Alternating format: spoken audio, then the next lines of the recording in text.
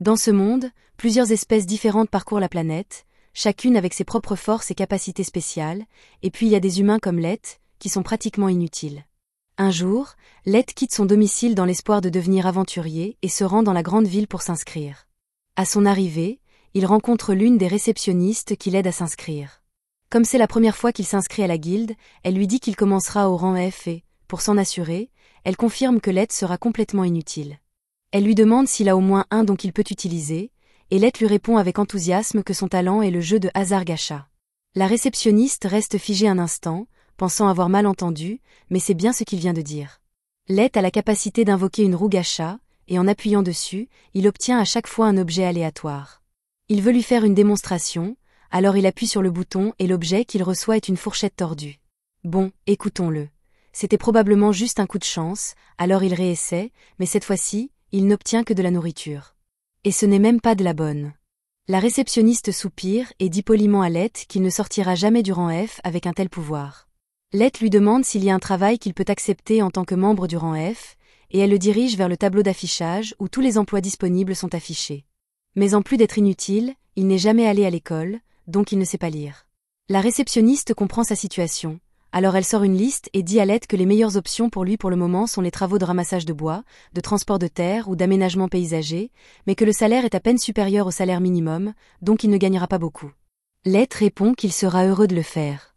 Plus tard dans la journée, il se met donc à faire autant de travail manuel que son petit corps peut supporter, et à la tombée de la nuit, il a à peine gagné assez d'argent pour couvrir ses frais d'hébergement. Cependant, alors qu'il marche dans la rue, un groupe d'hommes bêtes passe par là et repère immédiatement Lett comme une proie facile. Ils le bousculent donc intentionnellement et lui volent son argent. Lett les supplie de le lui rendre, car sans cet argent, il va devoir passer la nuit dans la rue, mais les hommes bêtes s'en moquent, et franchement, tout le monde s'en moque aussi, car les humains normaux sont au bas de la hiérarchie des espèces, et personne n'est prêt à prendre sa défense. Lett s'assoit dans la boue tandis que tous les passants le traitent de bon à rien sans raison, jusqu'à ce que quelqu'un s'arrête pour lui venir en aide. Lett prend la main de la femme, pensant qu'elle est une humaine comme lui, mais lorsqu'il se rend compte qu'il s'agit d'une elfe, il recule de peur, pensant qu'il va encore être victime d'abus. L'elfe lui dit qu'il n'a pas à s'inquiéter et, pour le prouver, elle s'agenouille dans la boue pour le serrer dans ses bras. Lett a du mal à croire qu'une elfe puisse traiter un humain comme lui avec autant de gentillesse, mais elle ne semble pas mentir, alors il décide de se laisser faire. Elle le présente aux autres membres de son groupe et lui explique qu'ils forment la Concorde des tribus, un groupe qui rassemble des membres des 9 races du monde entier dans le but d'éradiquer la discrimination entre les races. Le chef est un homme bête nommé Gourou, et l'elfe s'appelle Sacha. Ils comptent déjà des membres issus de la plupart des différentes races, il ne leur manque plus qu'un humain pour devenir leur 9e membre, et c'est pourquoi ils veulent demander à Lett de rejoindre leur groupe. Tout cela semble bien sur le papier, mais parmi toutes les personnes qu'ils auraient pu choisir, ils ont vraiment dû choisir un garçon de 12 ans sans défense et sans pouvoir pour rejoindre leur groupe spécial. Au moins, cette fois-ci, il n'y a pas d'huile pour bébé. À partir de ce moment-là, chaque fois que Concorde part en mission, Lett les accompagne en tant que porteur de bagages, mais il est toujours aussi inutile qu'avant, car, moins de 10 minutes après le début de la mission, il est presque tué d'un seul coup par un monstre serpent géant. Heureusement, Drago et Sacha parviennent à le sauver avant qu'il ne lui arrive malheur, mais Sacha lui dit qu'il doit vraiment se ressaisir, car c'est l'un des donjons les plus dangereux au monde et que tout ce qui s'y trouve peut littéralement le tuer. Il doit donc veiller à rester près de l'équipe. Lett s'excuse pour son erreur, mais Sacha ne veut pas qu'il se sente trop mal, alors elle lui demande simplement de s'approcher pour qu'elle puisse vérifier s'il est blessé ou non. Pendant qu'elle s'occupe de Lett, les autres s'approchent et se moquent de Sacha qui ne rate jamais une occasion de dorloter Lett. Ils ont terminé ici, alors le groupe continue à s'enfoncer dans le donjon avec Lett au centre afin qu'il ne lui arrive rien de mal, mais lorsqu'ils arrivent à une partie étroite du chemin, Gourou dit que ce serait un bon endroit pour s'arrêter. Lett suppose qu'il veut dire qu'il souhaite faire une pause, alors il pose son sac et commence à préparer du thé pour tout le monde, mais Drago lui dit que ce n'est pas nécessaire, car ils sont en fait là pour l'exclure du groupe. Lett n'en croit pas ses oreilles, il leur demande s'il s'agit d'une blague, mais littéralement tous les membres du groupe, y compris Sacha qui était si gentil avec lui il y a une minute, changent soudainement d'attitude et traitent Lett d'humain laid, stupide et bon à rien. Lett ne comprend pas ce qui se passe, alors il lui explique tous qu'ils ont fait semblant de l'aimer pendant tout ce temps, et que toute cette histoire de vouloir se débarrasser de la discrimination, c'était un mensonge éhonté. En fait, ce sont parmi les personnes les plus racistes que vous puissiez rencontrer, et il meurt d'envie de se débarrasser de Lett depuis le jour où il les a rejoints.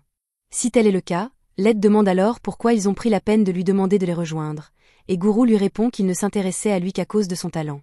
Lett ne comprend pas ce qu'il veut dire, car son talent de gacha est aussi inutile que possible, mais même si c'est vrai, il est similaire à celui du maestro, et les supérieurs du Concorde voulaient voir si le talent de Lett allait évoluer vers quelque chose d'utile, alors on leur a demandé d'être gentils avec lui jusqu'à ce moment-là, même s'ils n'en avaient pas envie.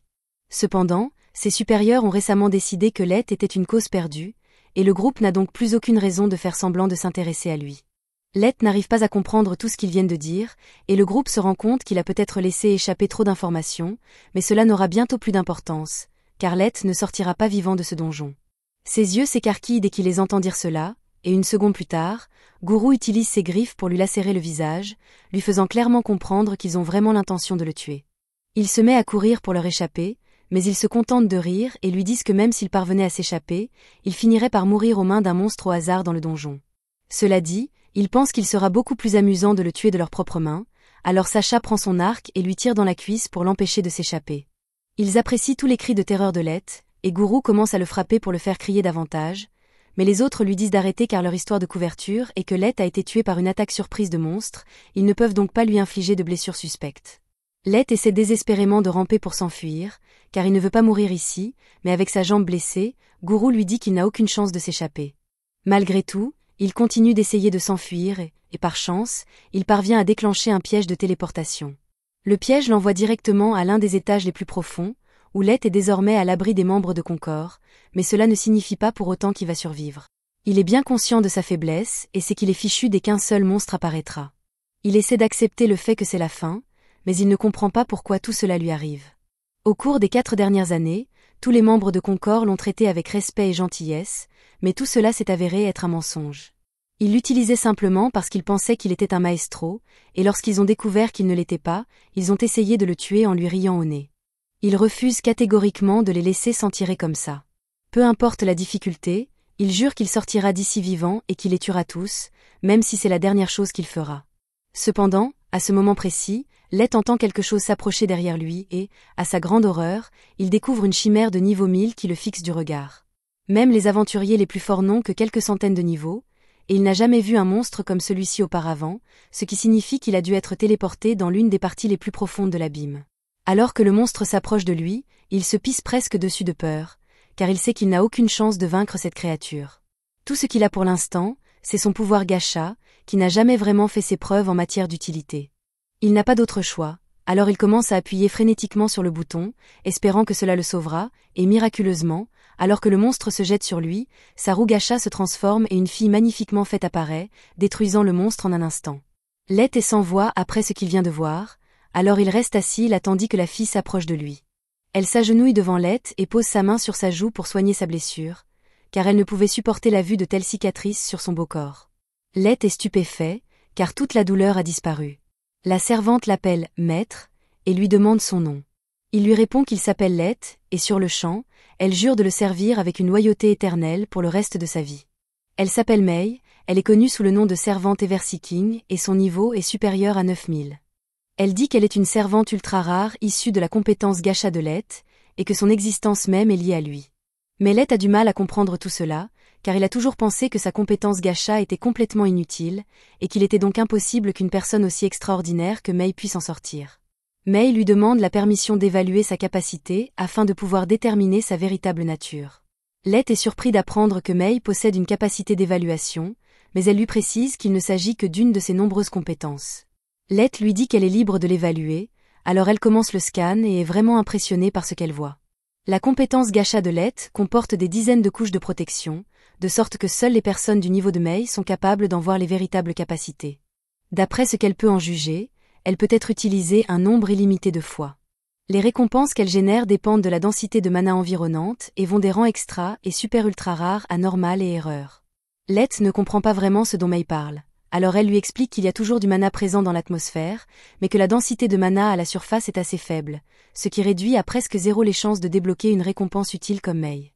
Cependant, dans les profondeurs d'un donjon comme celui-ci, la densité de mana est incroyablement élevée, donc la probabilité de réussite d'une invocation augmente de manière exponentielle.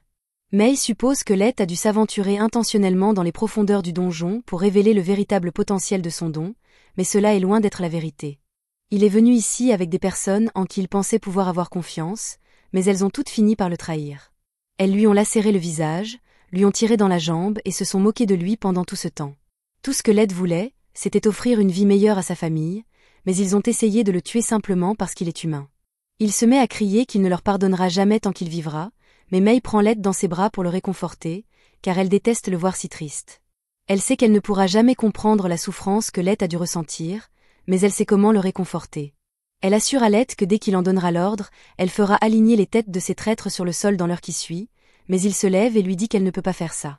Mei lui dit que des scélérats comme eux ne méritent aucune pitié, mais il ne lui a pas demandé d'attendre parce qu'il pense que les tuer serait une erreur. C'est plutôt parce qu'il veut être celui qui se vengera de ses propres mains. Il est tombé dans leur piège et a failli mourir de leurs mains parce qu'il était trop faible pour se défendre. Alors il veut devenir assez fort pour s'assurer que rien de tel ne lui arrive à nouveau. Il sait que cela semble farfelu pour un faible comme lui de dire qu'il veut devenir fort, mais Mei ne pense pas que ce soit impossible. Elle jure que s'il veut devenir assez fort pour se venger lui-même, elle fera tout ce qui est en son pouvoir pour que cela arrive.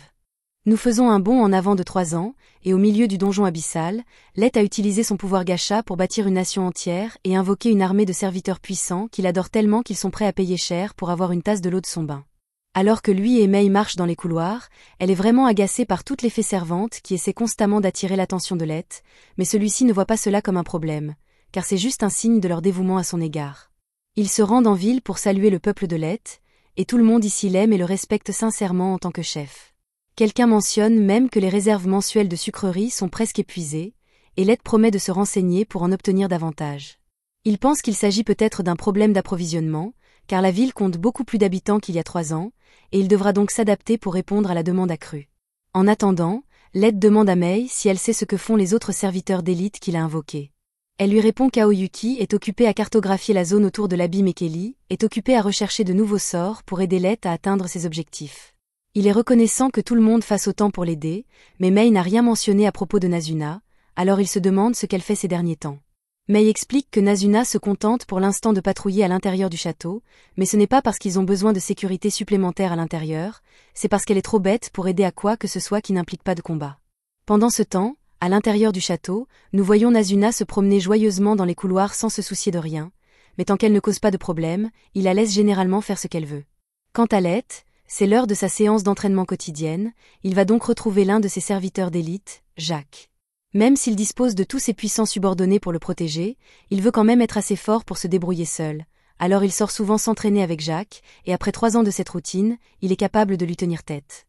De retour au château, Nazuna continue d'errer sans but jusqu'à ce qu'elle tombe par hasard sur quelques servantes chargées du ménage aujourd'hui. Elle leur dit qu'elle est en mission de patrouille très importante, et les servantes lui répondent toutes qu'elle fait du très bon travail, mais elles essaient en réalité de la flatter pour qu'elle leur rende service, et cela fonctionne. Maintenant qu'elle est de bonne humeur, elles lui disent qu'il y a un endroit spécial qu'elles aimeraient qu'elle patrouille pour elle, et Nazuna accepte sans hésiter d'écouter leur demande. Quelques minutes plus tard, Nazuna frappe à la porte de la chambre de Lett, mais à sa grande surprise, c'est Mei qui lui ouvre. Elle demande à Nazuna ce qu'elle fait là, et Nazuna répond fièrement qu'elle est en patrouille, ce qui est techniquement vrai, mais maintenant qu'elle y pense, elle se demande ce que Mei fait dans la chambre de Lett, alors qu'il est censé s'entraîner avec Jacques en ce moment. Mei essaie de trouver une excuse et dit qu'elle était juste en train de nettoyer la chambre de Lett pendant son absence, mais pendant qu'elle parle, Nazuna parvient à se faufiler à l'intérieur, et il est évident que Mei n'était pas vraiment en train de nettoyer. En fait, si Nazuna devait deviner, elle dirait que Mei était en train de se rouler sur le lit de Lett et de renifler son oreiller jusqu'à il y a quelques instants. Mei panique et dit que cela faisait simplement partie de sa technique spéciale pour faire le lit, et Nazuna ne remet pas en question une seule seconde à quel point cela semble stupide, alors elle commence à féliciter Mei pour son excellent travail. En parlant de travail, elle se souvient enfin que les fées domestiques lui ont demandé de transmettre un message à Mei, qui dit en substance qu'elles en ont assez qu'elle monopolise la chambre de Lett tout le temps, car elles veulent aussi renifler, je veux dire, nettoyer ses affaires. Nazuna ne comprend pas vraiment pourquoi elles en font toute une histoire, mais Mei comprend parfaitement le message. Alors elle donne une petite récompense à Nazuna pour la remercier de sa peine et la renvoie. Maintenant qu'elle a transmis le message, elle se rend à la pâtisserie pour s'acheter une friandise avec l'argent que Mei lui a donné, puis elle tombe par hasard sur Aoyuki sur l'une des terrasses. Nazuna est surprise de la voir ici, car elle pensait qu'Aoyuki était en mission de surveillance, mais celle-ci se contente de miauler, et Nazuna n'a aucune idée de ce qu'elle veut dire. Lett est généralement capable de déchiffrer la signification de ces miaulements, mais Nazuna suppose qu'Aoyuki veut qu'elle détruise toute la forêt sans raison. Nazuna le ferait certainement si personne ne la corrigeait, alors Aoyuki est obligée de sortir de son personnage et de parler normalement pour dire à Nazuna qu'elle est juste venue lui remettre une partie de la carte qu'elle a terminée. Nazuna rit et dit à Aoyuki qu'elle aurait dû le dire dès le début, alors elle prend la carte et part continuer sa patrouille. Sa prochaine étape est la salle du trône, et après s'être assurée qu'il n'y a personne aux alentours, elle commence à serrer le trône de Lett dans ses bras, car elle ne l'a pas vu de toute la journée. Mais alors qu'elle est en train de le faire, elle entend soudain un grand craquement et réalise avec horreur qu'elle vient de casser l'aile d'un des éléments du trône. Elle va avoir de gros ennuis si quelqu'un s'en aperçoit, alors elle le répare frénétiquement juste assez pour qu'il se casse dès que quelqu'un d'autre le touchera, puis elle s'enfuit en courant. Dehors, Lett et Jacques ont enfin terminé leur séance d'entraînement, ils décident donc d'arrêter pour aujourd'hui et se rendent au bain pour se détendre. Jacques dit à Lett qu'il devient vraiment doué pour contrôler son corps et qu'il n'y a plus beaucoup de gens ici qui sont assez forts pour le suivre. Il en va probablement de même pour les gens à la surface, mais il rappelle à Lett qu'il ne doit pas se laisser aller à l'arrogance, car ils ne savent pas ce qui les attend à la surface. Lett répond qu'il comprend qu'il doit être prêt et promet de ne pas laisser son pouvoir lui monter à la tête afin de ne commettre aucune erreur le moment venu de se venger. Pendant ce temps, Mei a convoqué dans son bureau les 4 fées qui ont remis ce message à Nazuna, et elle ne semble pas contente.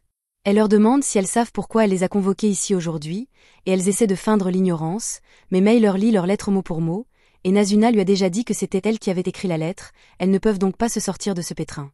Elles reculent toutes et commencent à s'excuser pour ce qu'elles ont écrit, mais elles essaient de minimiser leurs actes en disant qu'elles l'ont fait uniquement par souci pour Mei.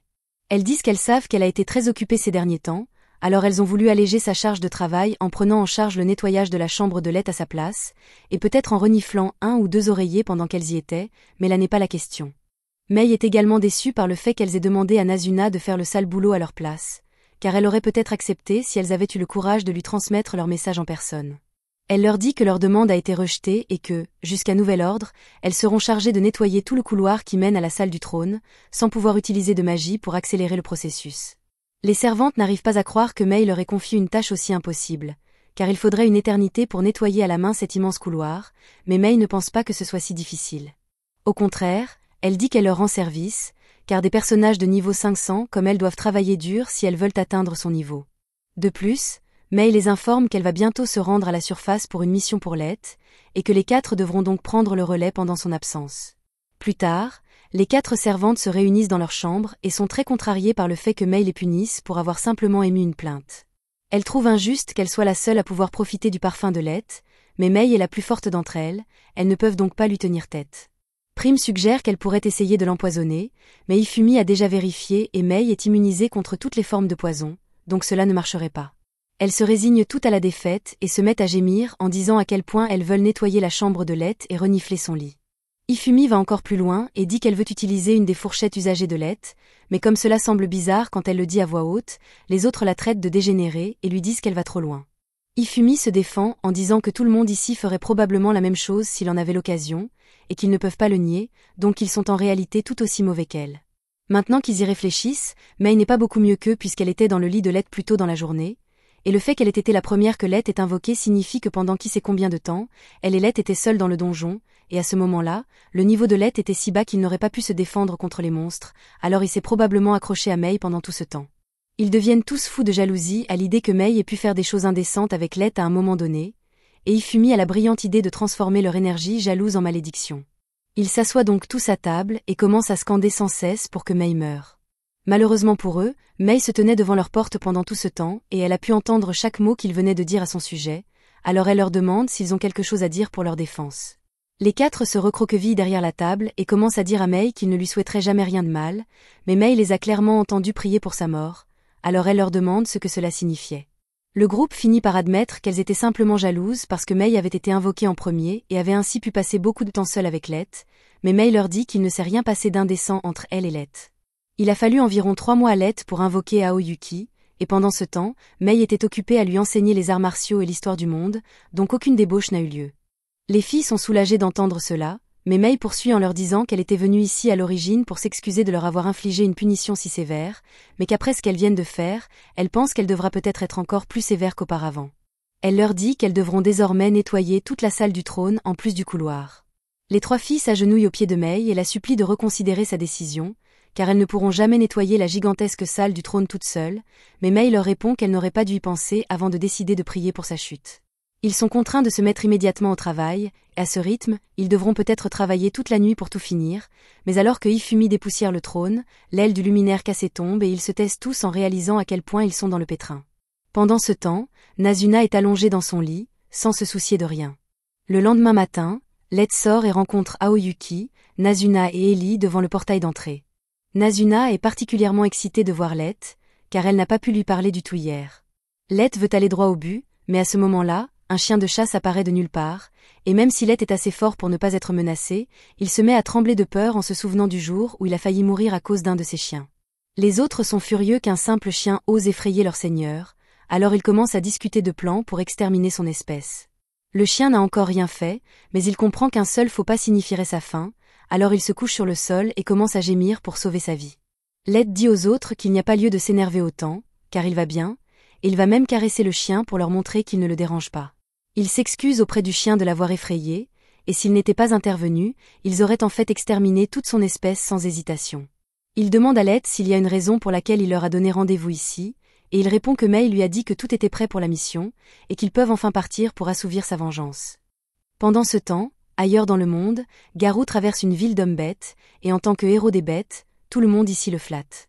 En fait, un type à l'arrière propose même de prostituer sa propre sœur, mais Garou n'est pas intéressé pour le moment. C'est alors qu'il aperçoit un pauvre humain fouillant les poubelles pour trouver quelque chose à manger, et ce gamin était loin de Garou, mais il décide de faire un détour juste pour pouvoir renverser l'enfant au sol et cracher sur son visage pour s'amuser. Ensuite, Garou et son équipe de larbins se dirigent vers une pièce privée afin de commencer à le lécher, figurativement, bien sûr. Ils lui disent qu'ils trouvent incroyable qu'il soit passé d'un pauvre enfant des taudis de bêtes à favori pour devenir le prochain chef.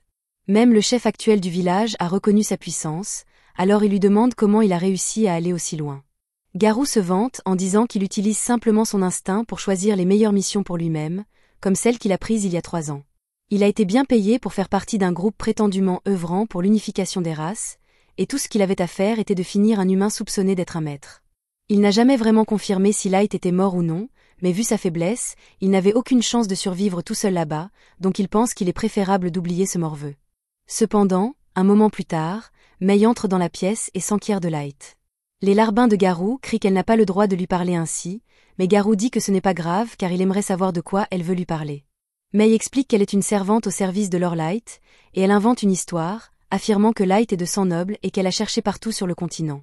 Garou est sceptique puisque les personnes qui l'ont engagé pour cette mission ont fait une vérification approfondie des antécédents de Light, et Light lui-même n'a jamais rien mentionné concernant une quelconque noblesse. Mais Mei ressemble définitivement à une servante de riche noble, donc il voit là une bonne opportunité de se faire de l'argent. Il lui demande ce qu'elle lui veut, alors Mei dit qu'elle a récemment découvert que Light serait apparemment mort dans le donjon il y a 3 ans, et elle aimerait que Garou la conduise à son dernier emplacement connu pour qu'elle puisse lui rendre hommage. Elle propose même de le payer en or massif pour sa peine, mais les sens de Garou l'avertissent que toute cette histoire est un piège. Cela lui semble bien trop louche qu'elle soit prête à payer autant juste pour qu'il la guide dans le donjon. Cependant, puisque Mei a l'air d'une femme humaine ordinaire, Garou chasse ses inquiétudes car il est impossible qu'un humain puisse le battre. Il accepte de la conduire au dernier emplacement connu de Light, mais il dit qu'il ne fait pas ça pour l'argent. Il fait ça parce que Light était un bon ami à lui, et il veut aider de toutes les manières possibles. Mei sait que tout ce qu'il vient de dire est complètement bidon, mais elle doit rester dans son rôle, alors elle le remercie. 1 mois plus tard, le groupe approche de l'endroit où Light a disparu.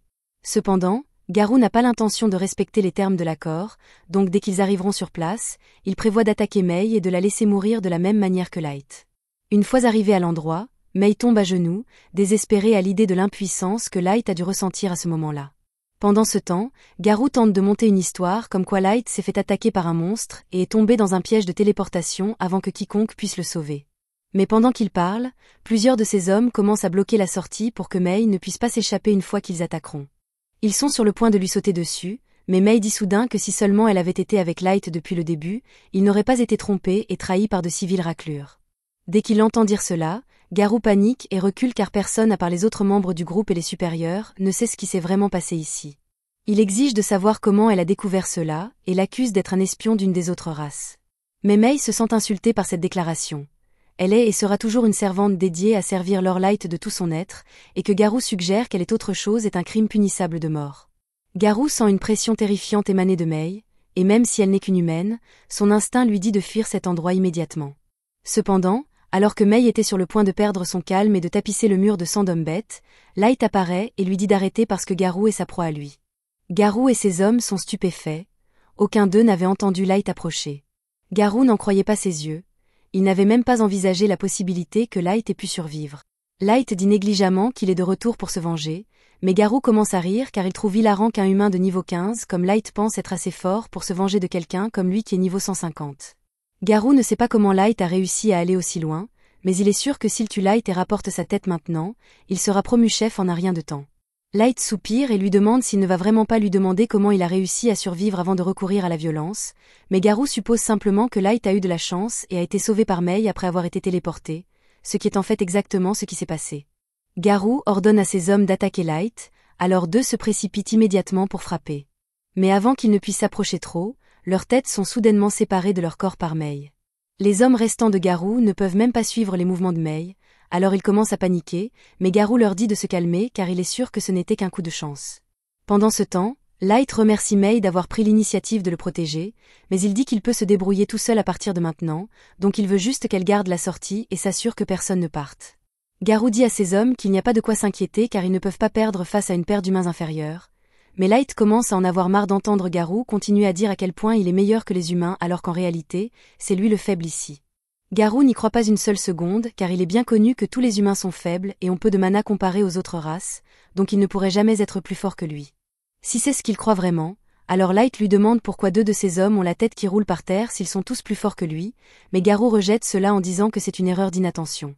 Lui et ses sbires sautent alors sur Light, qui ferme calmement les yeux et leur donne une leçon tout en levant à peine un doigt.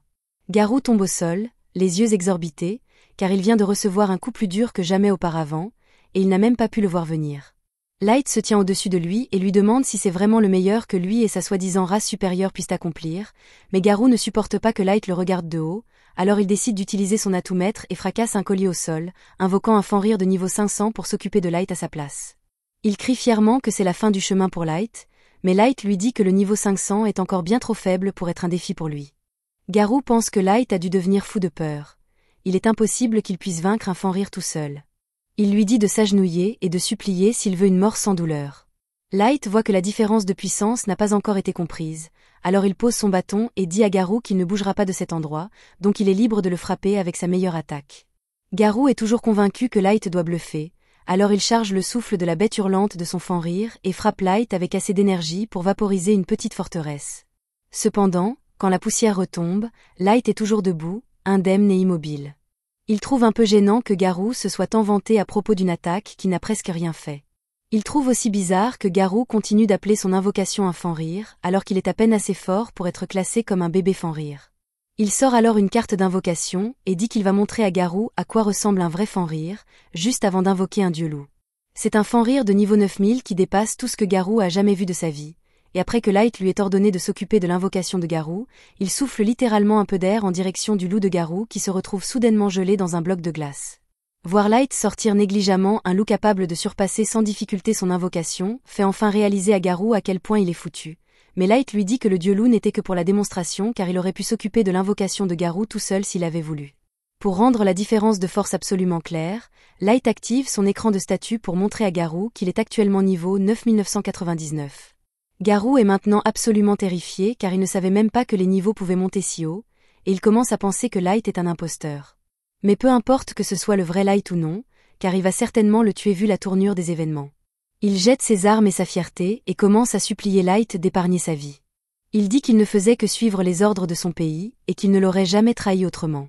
Il lève les yeux, espérant que Light aura pitié de lui, mais avant tout cela, Light dit qu'il a quelques questions pour Garou. Premièrement, il l'interroge sur les maîtres que ses supérieurs lui ont demandé de trouver, mais Garou dit qu'il ne sait pas réellement ce que c'est. Light lui demande alors pourquoi ces mêmes supérieurs ont ordonné à Garou et aux autres de le tuer après avoir confirmé que Light n'était pas un maître, mais Garou n'a vraiment aucune information. Il a juste obéi aux ordres. Light demande alors au reste des hommes bêtes s'ils savent quelque chose sur les maîtres, et ils mentent tous en disant que oui, espérant que Light les épargnera. Mais à l'instant suivant, Mei les tranche tous en morceaux pour avoir osé énoncer des mensonges devant leur Light. Light se retourne alors vers Garou et dit qu'il a une dernière question à poser, mais au cas où il penserait à mentir, il devrait savoir que l'œil du jugement de Mei peut dire s'il est honnête ou non, et il n'aimera pas ce qui se passe si elle découvre qu'il ment. Puisque l'intuition de Garou est si aiguisée, Light lui demande s'il pense qu'il serait possible de gagner une guerre contre les nations de la surface telle qu'il est maintenant. Garou hésite et déglutit, mais il finit par dire à Light que sa force incroyable lui donnerait certainement un avantage au début de la bataille, mais qu'il finirait par perdre. Il n'est toujours qu'une seule personne, donc gagner une guerre entière contre des nations qui ont d'innombrables soldats, armes et objets à leur disposition serait pratiquement impossible. Garou pense que Light sera contrarié par la réponse qu'il vient de donner, mais Light peut dire que Garou disait la vérité, et il s'y attendait déjà. Cependant, il dit qu'il a quelque chose à montrer à Garou, alors il sort une carte de téléportation et transporte Garou et Mei jusqu'à la salle du trône. Garou se couvre la tête de peur car il ne sait pas ce que Light a prévu pour lui, mais quand il ouvre les yeux, il reste sans voix en voyant l'armée de Light dans toute sa gloire. Light marche jusqu'à son trône, et une fois là, il demande à tous ses subordonnés d'afficher leur niveau pour que Garou puisse voir à quel point ils sont puissants. Horrifié, Garou découvre que la plupart de l'armée de Light est au-dessus du niveau 5000, et même les plus faibles sont encore niveau 1500. Maintenant que Garou a vu sa véritable puissance militaire, Light lui demande s'il serait possible de gagner une guerre contre la surface avec une armée comme celle-ci, et l'expression sur son visage en dit long à Light. Maintenant qu'il a confirmé qu'il peut gagner, en récompense, Light dit qu'il va pardonner à Garou pour toute la douleur qu'il a causée à l'époque. Light dit qu'il va infliger à Garou une souffrance constante qui le fera supplier la mort, et Garou sait qu'il ne peut rien y faire car à ce stade, Light pourrait tout aussi bien être un dieu de la destruction. Le lendemain, Light retourna dans son village natal pour retrouver sa famille et l'emmener dans sa cité souterraine, mais malheureusement, à leur arrivée, il ne trouva qu'un tas de décombres et de chair en décomposition. Apparemment, le village avait été détruit environ 6 mois auparavant par des forces inconnues, et personne n'avait été épargné. Light fouilla le village à la recherche de cadavres afin de pouvoir leur offrir des funérailles dignes, et à son grand soulagement, il ne trouva aucun corps appartenant à ses frères et sœurs. Il en conclut donc qu'il devait être encore en vie quelque part. Cependant, ses parents n'eurent pas cette chance. Gold demanda à Light s'il allait bien, car cela devait être très difficile à accepter pour lui, mais il répondit qu'il allait bien. Pour l'instant, ils doivent se concentrer sur la mission qui les attend, et ils demandent donc à Gold et Nemumu de l'aider à rassembler autant d'informations que possible. Même s'ils savent désormais que leur armée est assez forte pour affronter les forces mondiales, il serait imprudent de se lancer immédiatement dans la guerre. Ils souhaitent donc en savoir plus sur la puissance de chaque nation. De plus, il est presque certain que la destruction de sa ville natale est liée au fait qu'il était soupçonné d'être un maître, il veut donc découvrir ce qu'est un maître et pourquoi cela vaut la peine de verser autant de sang. S'il découvre qu'il s'agit simplement d'une bande de riches salauds avides de pouvoir, il jure qu'il réduira le monde en cendres et qu'il forcera les responsables à avaler ses cendres.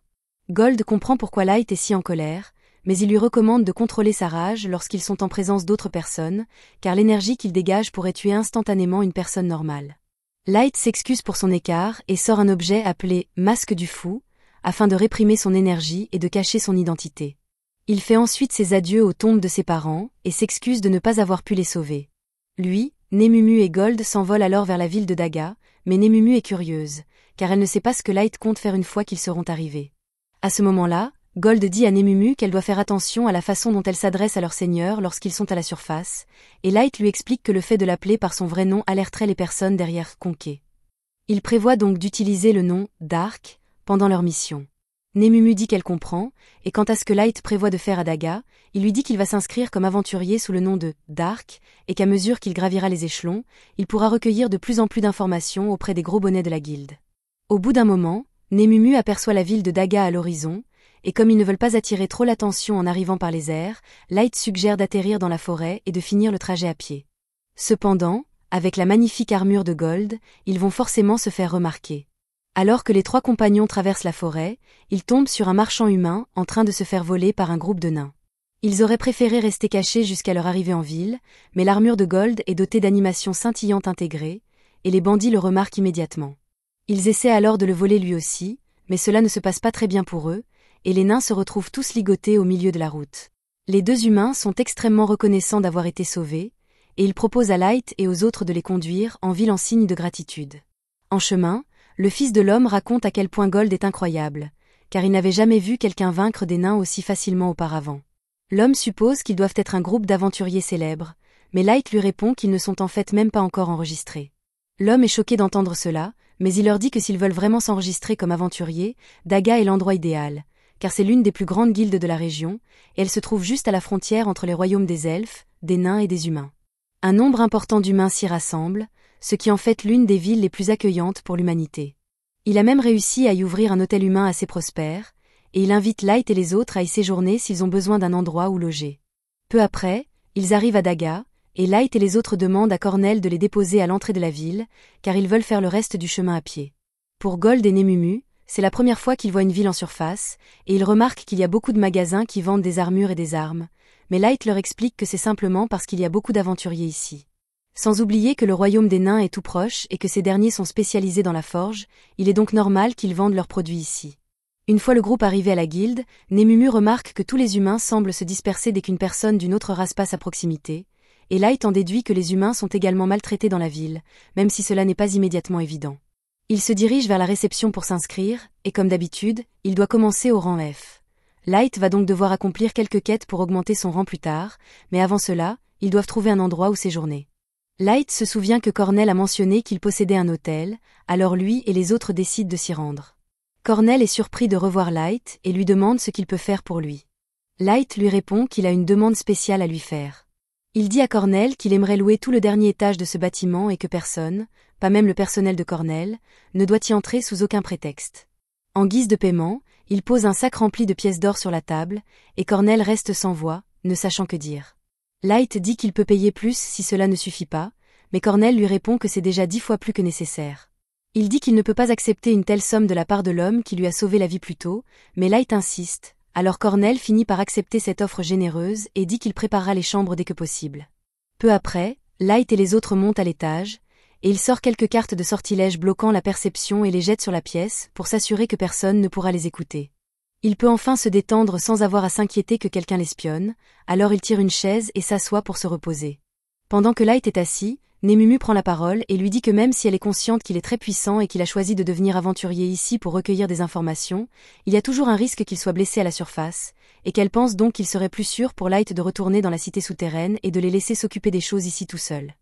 Light est quelqu'un de gentil, mais ce que Nemumu vient de suggérer revient en gros à essayer de l'écarter de son propre plan de vengeance, ce qui le met extrêmement en colère, car elle dit en substance qu'elle le trouve trop incompétent pour y parvenir.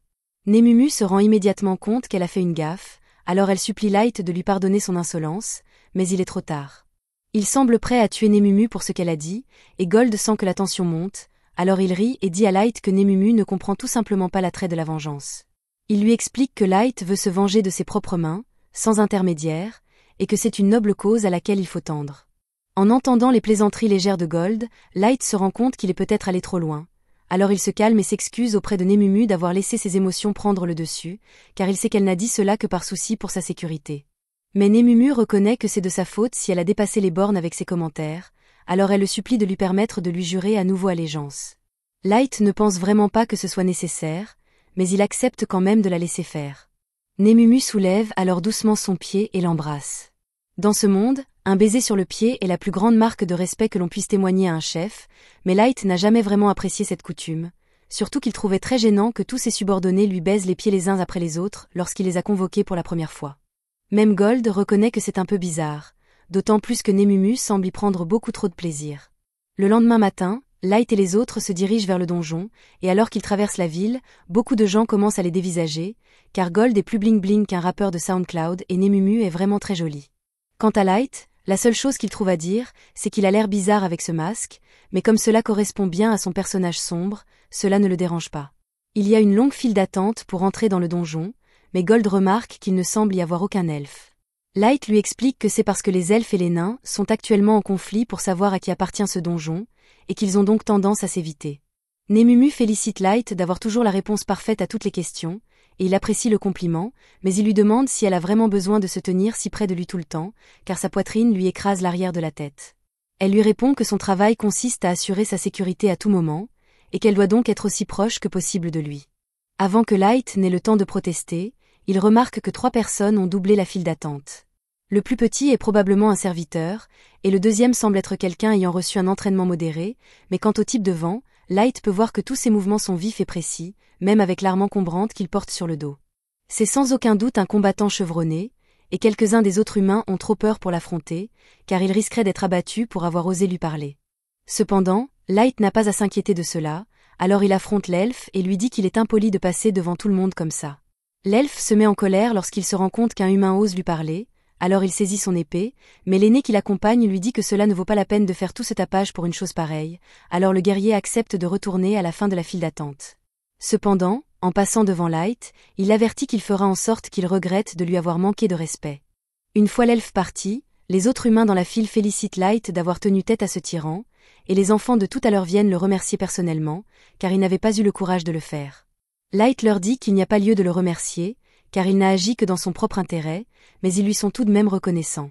À ce moment-là, l'un des enfants prend la parole et demande à Gold si son armure est vraiment en or, car tout le monde ici est curieux, mais avant que Gold ne puisse répondre, Nemumu leur dit qu'aucune partie de l'armure de Gold n'est en réalité en or, sinon elle serait trop fragile pour offrir une quelconque protection. L'enfant s'apprête alors à demander si Gold la porte uniquement pour attirer l'attention, mais ses amis l'en empêchent, car ce serait une question impolie. Cependant, Gold explique qu'il la porte effectivement pour attirer l'attention, car il n'y a pas de meilleure couleur pour représenter l'exemple brillant qu'il donne en tant que chevalier.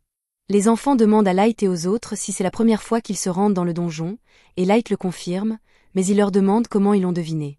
Les enfants expliquent que cet étage est assez vaste, donc les aventuriers doivent souvent camper à l'intérieur, mais le groupe de Light n'a pas apporté de matériel de camping, ils en ont donc déduit qu'ils n'étaient jamais venus ici auparavant. À ce moment-là, le garde appelle le groupe suivant à entrer, alors les enfants disent au revoir et courent ensemble dans le donjon. Pendant ce temps, Light et les autres se demandent s'ils devraient commencer à transporter de faux bagages, car même s'ils ont tout ce dont ils ont besoin dans une boîte à objets, ils ne voudraient pas que les gens les prennent pour des débutants. Peu de temps après, c'est leur tour d'entrer dans le donjon, et c'est la première fois que Light pénètre dans un donjon autre que l'abîme.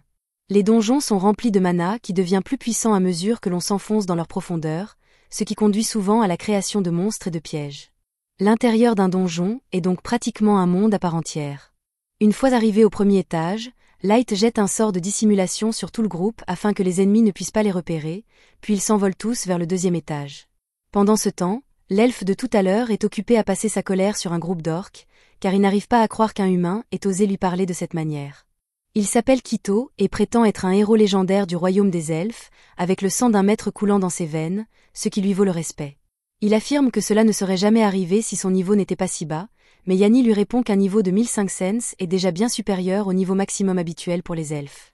Quito rétorque que cela ne suffit pas, car il a besoin d'une puissance suffisante pour anéantir tous les imbéciles qui se sont moqués de lui. Yanni lui dit qu'il le comprend, car lui aussi veut se venger des idiots qui ont refusé de reconnaître ses recherches et l'ont exilé, et qu'il serait donc ravi d'utiliser ses recherches pour aider Quito à monter encore plus de niveau.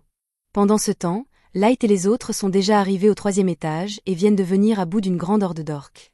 Light suggère qu'ils devraient commencer à rentrer maintenant, car ils ont déjà obtenu suffisamment de preuves pour la guilde, et ce combat l'a laissé assez sale, il veut donc prendre un bain.